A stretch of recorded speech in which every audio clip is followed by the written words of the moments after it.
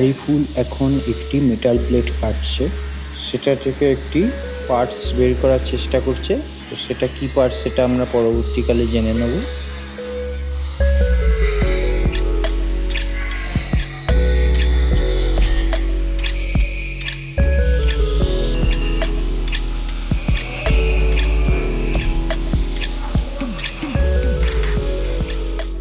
আপনারা যে আয়রন হর্সের ফ্রেমটা দেখছেন, এই ফ্রেমের নেকটা চেঞ্জ করা হয়েছে।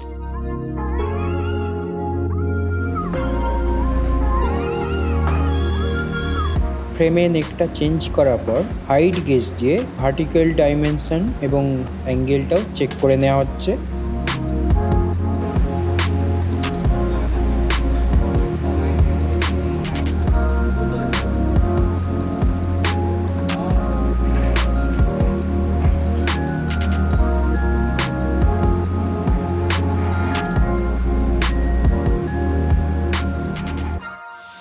আরিফুল যে মেটাল প্লেটটি কেটেছিল সেটি থেকে এখন আয়রন হর্সের স্ট্যান্ডের মাউন্টিং ব্র্যাকেট তৈরি করা হচ্ছে।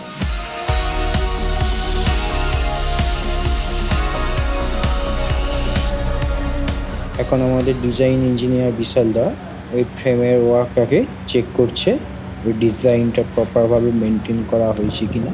এখন ডিজাইনটা চেক করে বিশাল দা বলবে যে এটার কোনো রেকটিফাই আর দরকার কিনা।